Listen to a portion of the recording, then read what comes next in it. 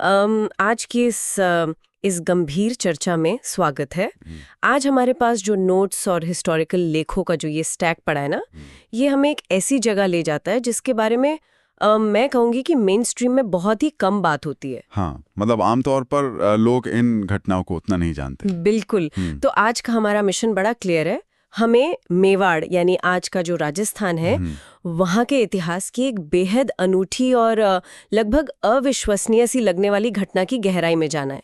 इस घटना को इतिहास में उनटला का युद्ध कहा जाता है। उनटला का युद्ध। हाँ, और अब हम सीधे मुद्दे पर आते हैं, क्योंकि देखिए ये कोई आम युद्ध नहीं था। जब भी हम हिस्टोरिकल बैटल्स की बात करते हैं ना, तो हमारे दिमाग में क्या आता है?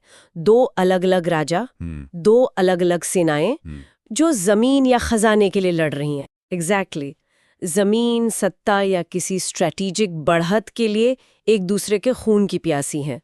लेकिन आज जो स्रोत हमारे सामने है वो एक बिल्कुल ही अलग तरह की साइकोलॉजिकल और मिलिट्री अनोमली को सामने रखते हैं। हाँ, एक बहुत बड़ा विरोधाभास है ये। वही तो, ये युद्ध किसी बाहरी दुश्मन को हराने के लिए नहीं लड़ा गया था, बल्कि ये अपनी ही सेना के भीतर सबसे पहले मरने का अधिकार पाने के लिए लड़ा गया था।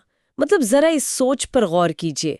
मेवाड़ सेना के दो सबसे मजबूत गुट आपस में इसलिए भिड़ गए कि दुश्मन की तलवारों का सबसे पहला वार कौन सहेगा। ये सोच ही आज के हिसाब से बहुत अजीब लगती है, क्योंकि यहाँ जो सबसे बड़ा पॉइंट उभर कर आता है वो ये है कि आधुनिक सैन्य रणनीति और उस समय की राजपूती परंपरा में जमीन आसमान का फर्क था। जमीन आसमान का। बिल्कुल। आज की जो आर्मीज हैं उनमें रिस्क मिटिगेशन पर सबसे ज्यादा जोर दिया जाता है कि जोखिम को कम कैसे करें। लेकिन उनताला का ये युद्ध इस बात का प्रतीक है कि उस स्पेसिफिक टाइम पीरियड में जोखिम को टालना नहीं, बल्कि उसे सबसे पहले गले लगाना ही लाइफ का सबसे बड़ा उद्देश्य माना जाता था। मतलब डेंजर की तरफ खुद चलकर जाना। सही कहा। ये घटना हमें सिर्फ हथियारों के बारे में नहीं बता रही, ये हमें उस समाज के वैल्यू सिस्टम के एकदम सेंटर में ले जाती है। और सबसे इंटरेस्टिंग बात पता है क्या है? ये जो घटना है ये किसी ऑफिशियल राजपत्र या गवर्नमेंट गैजेट का हिस्सा उतने प्रोमिनेंट तरीके से नहीं है। ये वहां के लोगों की धड़कन और लोक स्मृतियों में सदियों से जिंदा है। हाँ, फोक मेमोरी में जिंदा है। जी।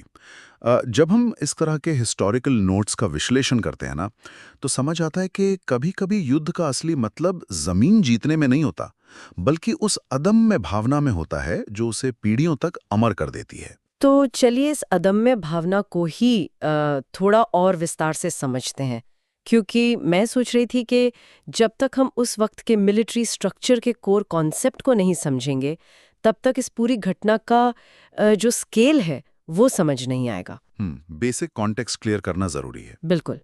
हमारे स्रोतों में एक बहुत ही स्पेशल शब्द बार बार आया है, और वो शब्द है हरावल।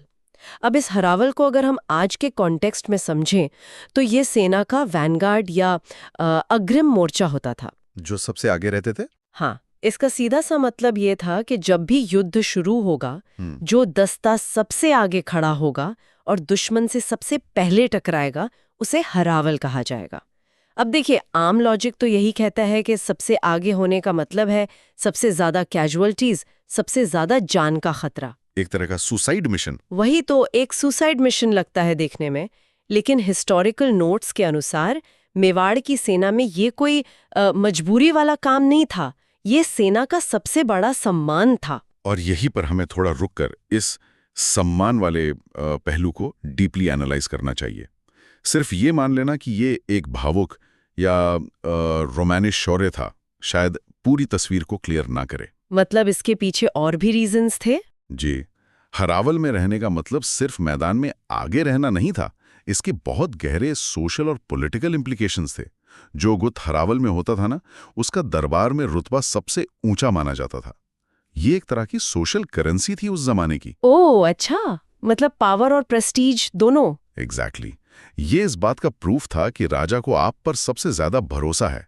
और हमारे सोर्सेज बताते हैं कि उनटाला का ये युद्ध मुख्य रूप से मेवाड़ सेना के दो बहुत ही शक्तिशाली राजपूत गुटों के बीच हुआ था। एक थे चुंडावत और दूसरे थे शक्तावत योद्धा। चुंडावत और शक्तावत। हाँ, दोनों ही गुट अपनी वफादारी और बहादुरी के लिए बहुत मशहूर थे, लेकिन हरावल के अधिकार को लेकर उनके बीच जो एक खिंचतान हुई ना, वो सिर्फ जज्बात नहीं थे। ये मेवाड़ के शक्ति संतुलन और कोर्ट पॉलिटिक्स में अपना डोमिनेंस बनाए रखने की बहुत ही स्ट्रेटेजिक होड़ थी। ये एक बहुत ही शानदार पॉइंट है।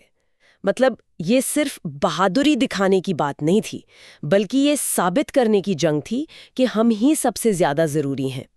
और देखा जाए तो यही बात इस पूरी घटना को इतना ड्रामेटिक बना देती है। बिल्कुल ड्रामेटिक है। क्योंकि ये दोनों गुट, चुंदावत और शक्तावत, ये कोई जानी दुश्मन तो थे नहीं।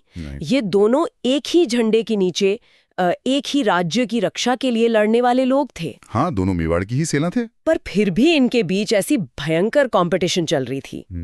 किसी बाहरी दुश्मन के खिलाफ नहीं, आपस में, ये तय करने के लिए कि हिस्ट्री में अहरावल का अधिकार किसका होगा।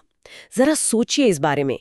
एक ही सेना के दो स्तंभ आपस में टकरा रहे हैं क्योंकि दोनों अपना खून सबसे पहले बहाना चाहते हैं ताकि दरबार में उनकी पोजीशन टॉप पर रहे। हाँ, आज की कॉर्पोरेट भाषा में कहें तो हाँ, क्रेडिट लेने की होड़। जी को टटोलें तो एक तरह का इंस्टीट्यूशनल क्राइसिस भी दिखता है। इंस्टीट्यूशनल क्राइसिस कैसे? देखिए, जब एक ही सेना के दो गुट इतने पावरफुल हो जाएं कि वो दुश्मन से लड़ने से ज्यादा आपस में ही इस बात पर उलझ जाएं कि पहले कौन